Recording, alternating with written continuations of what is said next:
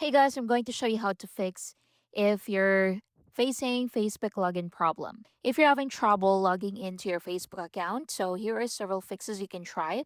So first, check your internet connection. So open your phone settings, click Wi-Fi, and check if you're connected to a stable connection. You can switch between Wi-Fi and mobile data to see if that resolves the issue. If you're using the Facebook app, you can update it to the latest version by going to App Store or Play Store, then search for Facebook. Now open it and update it to the latest version. So once updated, try it again and see if it works. So wait for it to finish updating. You can also force close the app and open it again.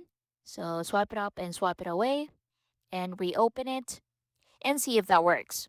If that doesn't help, you can clear the app's cache on Android or reinstall the app on iPhone or Android. You should also try logging in through a web browser. So if you can access your account there, the problem is likely with the app. So if you're seeing a security checkpoint or verification request, complete the required steps to confirm your identity before logging in. If your account has been locked, disabled, or hacked, you can visit Facebook's account recovery page and follow the instructions to regain access. And that's how you can fix Facebook login problems. Thank you for watching.